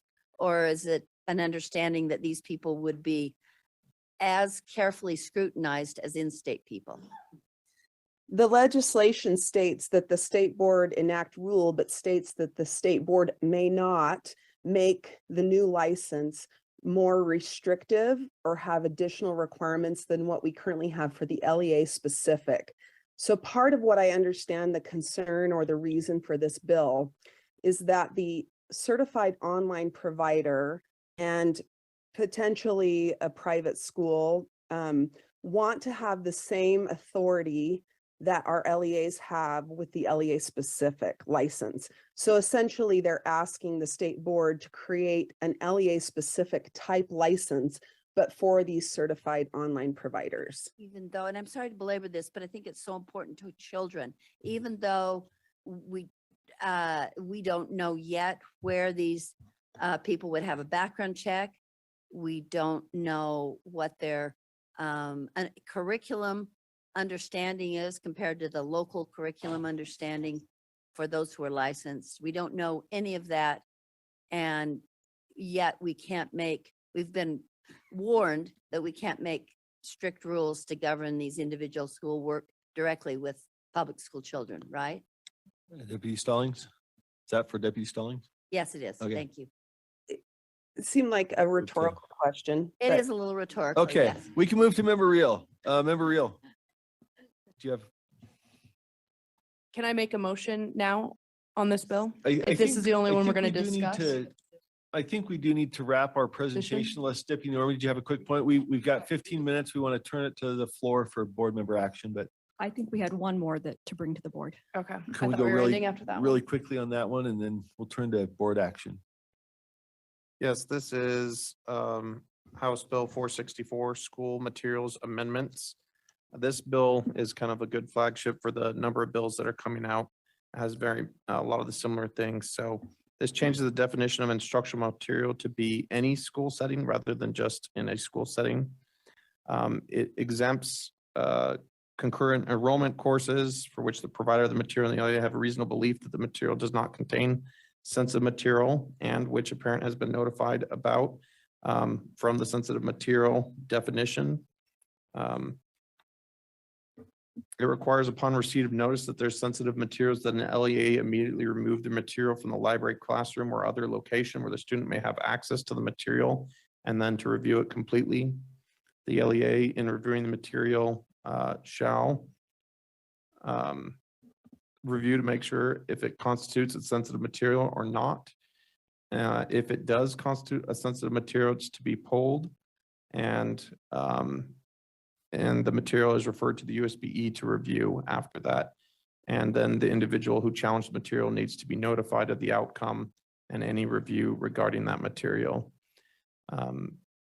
If the LEA needs to complete this within 120 days after receiving the notice, and then the USBE upon receiving notice that a material is sensitive needs to review the material. And if the USBE agrees with the LEA's determination, they are to ratify that determination and then notify all LEAs to remove the sensitive material from the student's access. If the USBE does not agree and does not ratify the determination, then it makes a written and public determination through a vote as to why the material does not constitute sensitive materials and includes their reasoning. An LEA may choose to engage in a review of material, or an LEA may choose not to engage in a review of material if the same individual has triggered 3 reviews during the present or preceding school year and that material through the LEA's process was determined not to be sensitive. The LEA's determination governs the LEA, the USB's covers all public education, and the state board, in consultation with the state AGs before the 2023-2024 school year, is to establish a rating system for age-appropriate instructional materials that includes at least language, criminal activity, self-harm, drug use, suicidal ideation, sexual content, including sexuality and gender identity. Needs to identify the rating at which the age range, which the characteristics would be considered a serious concern to the well-being of the student and prevent the acquisition of sensitive materials by LEAs. And the LEA would need to do a school report to the interim committee and the governmental operations interim committee before November. And then no later than 30 days after providing information to an LEA or to the state board of a notice of claim, a parent who brought the claim can bring suit against the LEA or state board to seek judicial review of a determination to reinstate or preserve the student's access to the material. If the parent prevails in that suit, then they are entitled to an award of amount equal or greater to the actual damages or $500 per violation, and reasonable attorney fees and court costs. And as well, the defendant will pay a $500 per violation deposit into the criminal and victims preparation fund. Thank you, thank you. All right, we've got 11 minutes. Let's turn it to the floor. Chair Norton, Member Norton. That the board would support Senate Bill 183. It has passed the House, it's passed the Senate, it's going to the House. This is the educator salary amendment that moves the money from 215 above the line, thus providing indexing as it moves forward. Is there a second? Discussion of the motion, Member Norton? No. Pass. Any further discussion of that motion? Member Bogus, Member Davis, Member Reel? I'm in line for a motion. Okay, Member Davis, was that for this one? The amendments were being accepted, that this one was stated as would be seriously considered later in a separate piece of legislation. So I would definitely support this. Okay, Member Reel, okay. All right, no further discussion of that motion. Let's vote. The motion is that the state board favorably take a favorable position on SB 183 educator salary amendments. Member Wood. Yes. Member Straight. Member Reel. Member Norton. Yes. Member Lear. Member Carey. Member Hymus. Member Hart. Yes. Member Green. Yes. Member Earl. Member Davis. Yes. Member Klein. Yes. Booth. Yes. Member Bogus. And Member Moss is a yes. That passes unanimously. Thank you. Moving on to our next in line was Member Earl, I think. Yes. I would like to make a motion that we support House Bill 421 and House Joint Resolution 18. And those specifically are the ones with the school lands trust. So. There a second? Second. Oh, Member Norton seconds. Discussion of the motion from Member Earl. No, I just think that they put some thought into this, and I think this is just supportive of what Paula and others have been working on. So I would ask us to support that. Any further discussion of that motion? If not, board members, please vote. Member Bogus? Yes. Member Booth? Yes. Member Klein? Yes. Member Davis? Yes. Member Earl? Yes. Member Green? Yes. Member Hart? Yes. Member Hymus? Member Carey? Member Lear? Member Norton? Yes. Member Reel? Member Straight? Member Wood? Yes. And Member Moss is a yes. That passes unanimously. Thank you very much. Back to Member Bogus. Oh, there we go. Thank you, Chair. I would move that the board enter official position of opposition to SB 167, HB 295, and in lieu of a position, direct staff to support the negotiation of a repeal of all teacher evaluation protocols and put that back in the hands of the state board. There's second. My second. Just let me read it real quick. We have a second from member Green, I believe. Is that correct? That's correct. Can we get the Okay. titles maybe? Yeah, let's make sure we've got it. So a position of opposition to SB 167, HB 295. So The title of the you want bills. to address each of those? I can address each of those individually. I think that SB 167 is, it creates more problems than it solves. And to me, it is a vendor bill, and I oppose all vendor legislation. HB 295, I don't like broad brushes, and I don't like saying that I can speak for all people, but I think that it would be a safe statement to say this bill is offensive to your teacher population in this state. We work hard for our credentials, and to reduce credentialing to a high school diploma and a few classes is offensive. We work hard at what we do, we train for it, and we need to make certain that we uphold our teachers and the work that they do to earn and refine their craft at a high level. And I think this board should continue to support them in that way. With regard to the teacher evaluation, which right now is in HB 478, my suggestion is that we direct our staff to negotiate a repeal of all teacher evaluation code and put that rightfully in the hands of the State Board of Education. So that's on HB 478. Okay. HB 478. Any discussion to that motion? Member Straight, motion to divide. What would the motion be exactly? Oh, go ahead. I'll pass. Member Reel? On the dividing of the motion to divide Senate Bill 167 and move that the board recommends that the legislature holds Senate Bill 167 and request the Education Interim Committee and Public Education's Appropriations Subcommittee study the statewide online education program over the interim. Do we need to have those as separate? Okay, sorry. I think we do need a motion to divide if we're going to then address 167 separately. So the motion to divide is before the body. Is that a motion to divide 3 ways or 2 and 1? Member Straight? 2 and 1, And what would the 1 be? 478.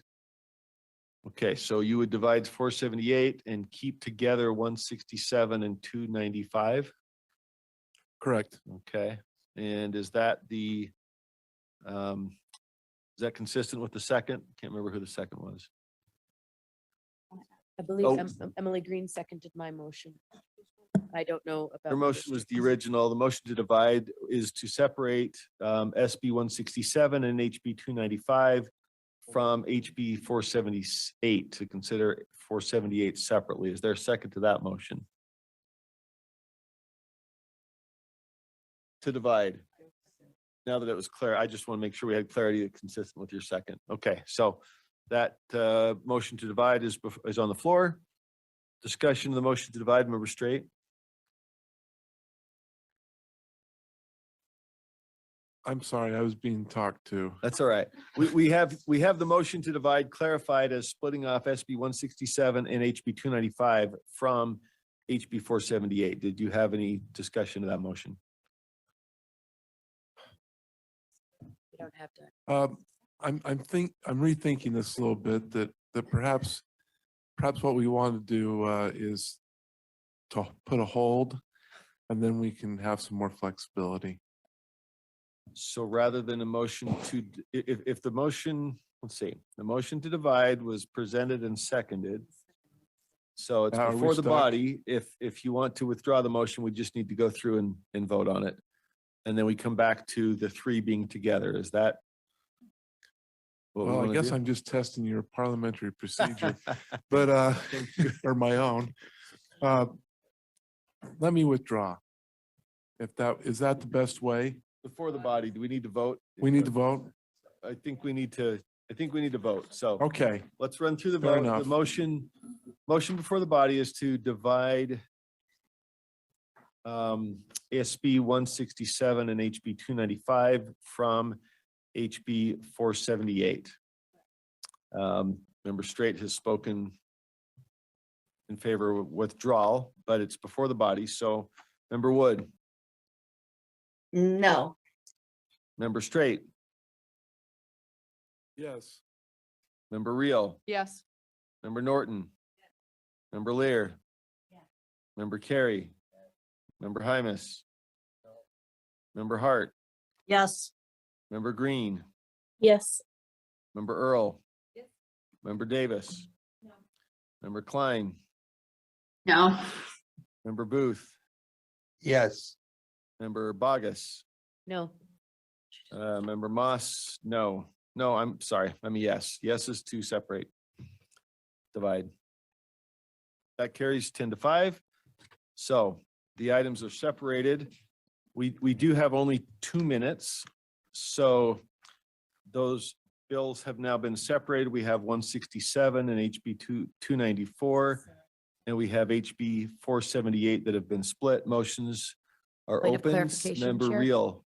Sorry, Member Bogus? I'm so sorry. Point of clarification. I do believe it's 295, if I'm incorrect. Excuse me, yes, if I misspoke. So 167 and HB 295 are separated from HB 478. Member Reel, Yeah, I'd like to make a motion that the board recommends the legislature hold SB 167 and HB 295 and request the Education Interim Committee and Public Education Appropriations Subcommittee study the statewide online education program over the interim.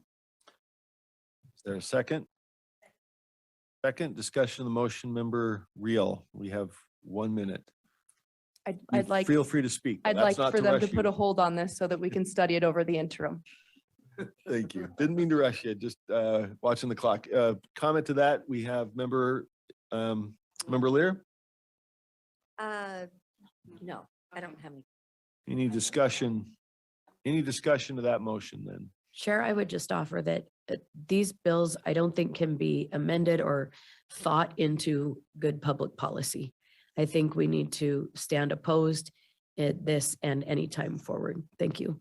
Thank you. Okay, we do have time for one vote and then we'll need to vacate the premises. So we have, well, it's a vote that the board recommends that the legislature hold SB 167 and HB 295 and request the Education Interim Committee and Public Education Appropriations Subcommittee study the statewide online education program over the interim. Seeing no further lights, we'll start at the top. More board members, please vote. Member Bogus. Member Booth. Yes. Member Klein. No. Member Davis. Member Earl. Member Green. No. Member Hart. Yes. Member Hymus. Member Carey. Member Lear. Member Norton. Member Reel. Member Straight. Yes. Member Wood. No. And Member Moss is a yes. What do we have on that one? Passes 9-6. We're looking for one final motion. Oh, sorry, we have to. There's a motion on the Well, floor. we can. This has been divided. There's no motion pending on the other. So if we want to, I guess we don't see a deputy sheriff ushering us out. Do we have a motion on the other? It was divided, so that means you start over, I think. Doesn't it? No. Maybe not. Okay, well, we're going on it either way. Member Bogus.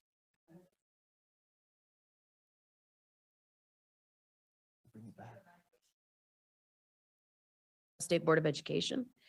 And that's where they rightfully belong. That's where people who deal with this day in and day out reside. And I think that a motion to amend HB 478 to repeal teacher evaluation provisions from code and put it back into the board's hands is the responsible thing to do. And that's what I would ask the board to stand in favor of. Thank you. Okay, any second to that motion? Member Green already seconded. Member Green did on this one? Okay, all right, great. After it was separated? Okay. We need a second after it was divided. So is there a second to the divided that addresses only HB 478? Second, second. so, okay. All right, any further discussion to that motion? If not, board members, let's start at the, let's see, top or bottom? It doesn't. Member Wood. Let me Yes. just reread the motion. I'm sorry. I should have reread it. Member Bogus's motion is that the board request the sponsor of HB 478 to amend HB 478 to repeal all teacher evaluation provisions from the code and to direct the board to establish a teacher evaluation system in board rule. So back to the top, Member Bogus. Yes. We have a, I think we're going. I'm sorry, Member Straight? Information, this is a pilot. Thank you. Okay, Member Bogus, Yes. Member Booth, Yes. Member Klein, Yes. Member Davis. Member Earl. Yes. Member Green, Yes. Member Hart, Yes. Member Hymus. Member Carey. Member Lear. Member Norton. Member Reel. Member Straight. Member Wood. Yes. And Member Moss is a yes. What does that leave us? That motion passes 10-5. Thank you, and I think we do need one final motion. Motion to adjourn. Motion to adjourn. All in favor? Aye. Aye. Any Opposed? All right, thank you very much, board members. Thank you, staff, for all your preparation and help and guidance, and thank you,